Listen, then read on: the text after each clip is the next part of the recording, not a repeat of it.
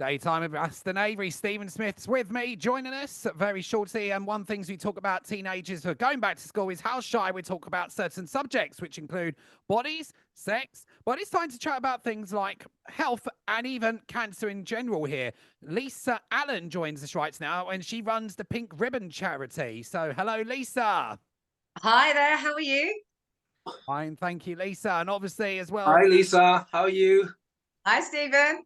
so, obviously, we've discussed how we are. We cannot keep up with your travels here. You went to Ireland with your mum, if I'm right in saying there. So, what did you get up to in Ireland there? Yeah, so I had a few little breaks, and Ireland has been on my mum and my bucket list for many years. It's one of those things I've been putting off though, because I always knew that when I went, the weather wasn't going to be great. So it was like, do I sacrifice a 2 week hot holiday for Ireland? And the answer was always no. But because I'm traveling with my mum and I didn't want to put things off forever, we decided to bite the bullet and go this year. And we had the most amazing time. We got in on the ferry in Dublin, and 2 weeks later we finished back in Dublin, 14 hotels later, and Oh having my God. travelled quite a bit of the wild Atlantic way. You know, Aston, you haven't met Lisa's mum. She is a real character. I mean, it could have been, I'm sure if you'd taken a video camera with you, we could sell it to Netflix, the two of you My mum traveling. wanted to do that. My mum was Um, convinced we were going to be the next Breaking Dad, but Breaking well, Mum. I think you'd be absolutely. Are you originally Irish? No, I mean, like most people, everyone says they've got some Irish in them. I probably have if I did a one of those gene tests. But it's just I love the Irish accent. I love the Irish men. They've got lots of good crack. I like the live music. So the idea of going to pubs and seeing all the live music was brilliant. And my love affair probably started with it when I saw for the first time P.S. I Love You Oh with yes, Gerard yeah. Butler, who plays an Irishman, but he isn't actually Irish, but his accent was on point.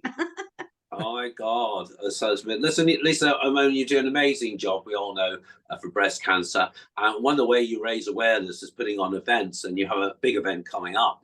Can you tell us a little bit about it, please? Yeah, so this is our annual Pink London event that we work with a fantastic body painter, internationally well renowned, called Filippo Iocco. And we've been doing these Pink London events since 2014 was our first one. Obviously, we missed a year because of COVID. Otherwise, it would have been the 10th one this year. But we've got such a beautiful venue. It's at the Underglobe, which is an event space underneath the Shakespeare's Globe Theatre. Oh, It's on Wednesday, the 4th of October. Star-studded. We've got many of our corporate brands and partners that support us attending, celebrities, press, media, and it's all set in the theme of A Midsummer Night's Dream. Oh, So think wow. I've heard of that. flowers, forest, fairy lights. It's going to be beautiful. Well, funny enough, Anna Kennedy and I went to an event there, and they have a tree right in the middle Yeah, of it. It's really yeah. quite mystic. It's fantastic. No, I absolutely cannot wait to go. I've, It's I've, going to be great. And the thing is, as well, I've tried to keep the costs very low down for the tickets as well. Because obviously we are in a cost of living crisis, and I wanted to make it very good value for money. So for that £150, you've got the drinks reception, you've got a three-course dinner, you've got wine, you've got a goodie bag, you've got the donation to the charity, and a full evening of entertainment, which And, I mean, I don't know about you, Stephen, but I go out sometimes and spend that just on I mean, drinks. honestly, a couple of rounds at the bar now in central London, and you're lucky if you get out at 150. Exactly. Trust me. So I I think mean, this is I have to brilliant. say, I went to buy 3 gin and tonics the other day, and I think they were literally £70, and I almost Yeah, fell over. about £20 to go. Exactly. So this is brilliant. You'll get a good night out, you get fed, you get watered, and there's some brilliant entertainment that And we've you've got got some lined up. entertainment. You've got Rara Raquel Reno. I understand she's We joining you. have, She's thank you amazing. very much to your Well, introduction. no, So no, not she's going to really saying be, for that, but she's just as we've had her on the show. She's really good. And so what other acts do you have on? so we've got Raquel Reno, we've got also Lindsay Stoppard, who has performed at the last two of our events, actually. She is a fantastic electric violinist. Oh my She God, she's plays amazing. wow. with a Swarovski crystal studded violin, which is worth £1 million. So you can imagine the light bouncing off that. We've also got Angie Greaves from Smooth Radio. She's hosting. We have the DJs, Gemma Bolt and Laura Prodalska. And we've just recently confirmed over the weekend that West End and Broadway star, Kerry Ellis, Oh, is yes. going to be joining us.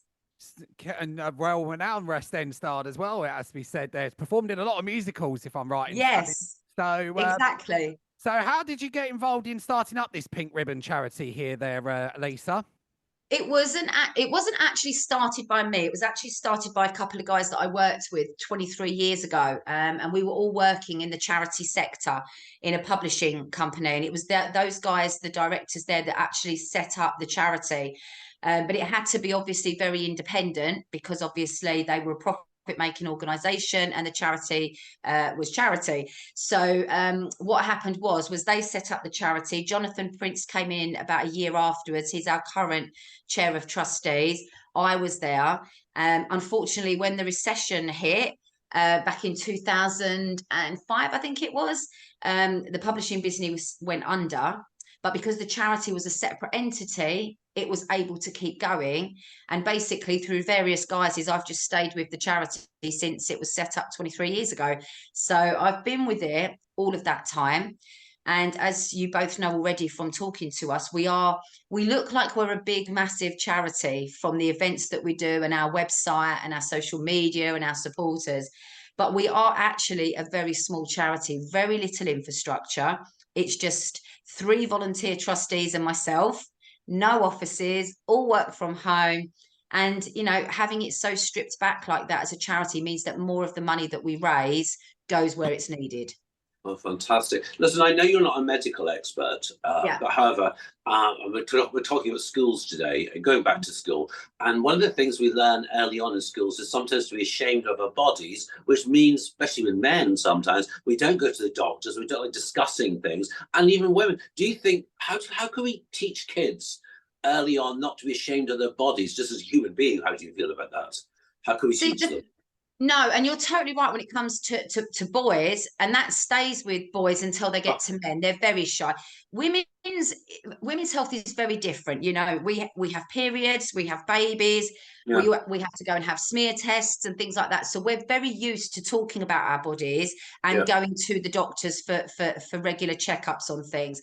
I think the big thing with teenagers, I think as parents, it's starting conversations very early, and you have to do that around puberty anyway, so that the children know what to expect, and the schools do classes for that anyway.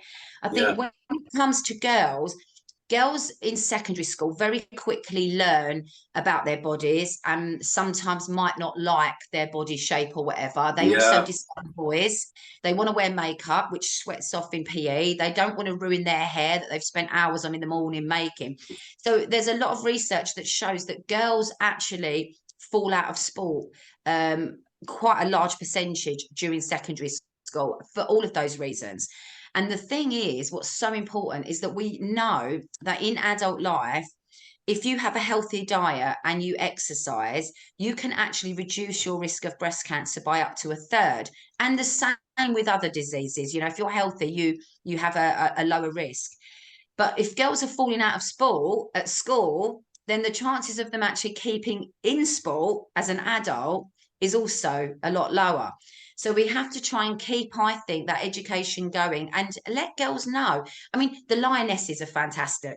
What they've done for football and female sport, but even as role models for boys as well, and that hopefully all of those people will drive girls to think to themselves, it's good to actually want to kick a ball around or play netball or hockey or whatever, and just getting them into healthy habits. And then sort of late teenage years for girls obviously to be aware of breast cancer, what their breasts feel like, what they look like, what the symptoms are, and boys obviously to be equally aware of things like testicular cancer, which and breast cancer. I mean, men have breast cancer, of course. They don't realize. You're so right. I think also in this country there's bullying in the locker room that makes you ashamed of your body, and I mean all these things to deal with. I think we've dealt with a bit of anti-bullying and talked to schools, and also not be ashamed of being nude. We're so uptight in this country. You know, you go to Sweden and places like you go to the sauna or something. Women walk around naked. People are not ashamed of their bodies. We're somehow taught that. It's a shame, but that's great, Lisa. exactly one thing there. And I have to say, you do live a glamour life, Lisa, which Yeah. is involved in the lifestyle. It's all smoke and mirrors. Apparently, you're involved in what they call the Lifestyle Awards here, Lisa. So can you explain Yes. to our listeners about the Lifestyle Awards? Yes, so the Lifestyle Awards was actually set up back in 2010 by a very good friend of mine called Jason Gale. He started the Lifestyle Awards basically with a view to celebrating everything that's fabulous about London.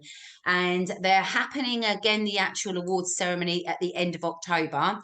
And I believe nominations might still be open. I need to check on I think their they closed this week. Oh, they I think. closed this week. Yeah, Well, today I think. Oh, is it? But they recognise various categories. So they recognise theatre shows, coffee shops, hotels, restaurants, lots of different categories where there'll be a top 10. So people nominate their favourites. It gets whittled down by to 10 in each category. And then the winners are obviously announced on that evening. But it is just a big celebration of everything that London has to offer. And I believe that Jason is actually making them worldwide now, and they're going to Monaco and Dubai. And yeah, he's doing a fabulous job. We should have Jason on in October. I forgot about him. He'd make a great guest. We're having Yeah, no, and he's a gorgeous guy as well. And he's yeah, no, he's lovely, and I'm sure he would love to talk to you. I think the awards are happening on the 30th of October. Oh well, we've got a show in October with Anthony and Wendy, so that'll be great. Yeah, really good. And can you get tickets? You can get tickets for both the Lifestyle Awards still, and for Pink Ribbon still available, isn't it? Yeah. So the Pink London tickets for the 4th of October are available on our website. You just have to go to the website, go to the events tab at the top, and then it will walk you through whether you want individual tickets or tables.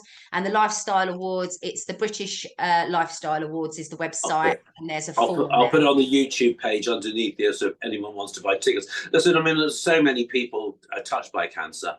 I mean, it's horrific, really, isn't it? I mean, there's too many people's relatives or themselves. How do you get involved with Pink Ribbon if you want to help in some way? Oh, there are so many ways. I mean, easiest way, you can make a donation, one-off donation, or set up a monthly donation through your bank. Can be done on our website.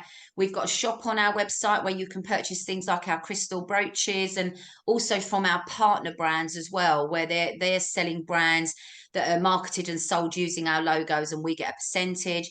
We've also got a fabulous fashion range, which is updated 2 to 3 times a year. So it's always on trend, always in season, and that's at the Pink Ribbon Foundation store. And we've got a new launch coming out tomorrow, the 5th of September. Yeah, tomorrow, because what's the new launch? What's the new launch? It's an autumn range, so it's very autumnal. So there's sweatshirts in there, there's hoodies, there's still some t-shirts just in case the good weather carries on. But tomorrow is actually the International Day of Charity, which is why we chose to launch the range tomorrow on the 5th. Oh, fantastic! Anna Autism will be Anna Kennedy will be involved in that day. Then listen to just quickly before we move on. People always ask us, where does the money go once it goes to you? So again, because we're so stripped back, there's not really a lot of wastage in any donations that get given to us, but we're a grant making trust. So we basically raise the money all year long, and then any charity concerned with breast cancer around the UK can apply to us for a grant. We do the grant giving once a year. And therefore we're giving to around 60 different charities every year. We've just given over £300,000 to charity in the last month, and that supports things like wig advice, counselling, free holidays, alternative treatments, lots of different things. And again, there is more information about that on our website as well. So would you like Thank you. So would you like to give the information once more to our listeners here, Lisa, on how they can actually find you, the Pink Ribbon Charity, and other sorts of events that are happening? Of course. So our website is pinkribbonfoundation.org.uk. And if you want to stay up to date with all of our events and when launches happen and things like that, a good source of advice for that will be our Facebook page, which is Pink Ribbon Foundation, and our Instagram page, Pink Ribbon Foundation, as well. And you'll know you're on the right page if you see me in my pink hair. And just one last question, because this is a school special, obviously, we're doing today. What was school like for you? Do you know what? I actually think I liked it. I think I was a bit of what they would have called a boffin back then. I used to love the first day of school with all my new stationery. I love stationery. Even now, I've got my Sharpies and my different colour pens. I used to go to school with lots of new stationery, and I used to take great pride in everything that I wrote down, handwritten. But I really think I liked school. Wow. Fantastic. Lisa, Yeah. thank you so much for coming on. How can people find you? From our website, pinkribbonfoundation.org.uk, and there's links there to all of our socials as well. Oh, thanks so much for coming on. And, Come on again soon. Yeah, come on. I will. Come Thank you. back on Cheers. soon, Lisa. Yeah. Thanks, guys. Bye. See ya.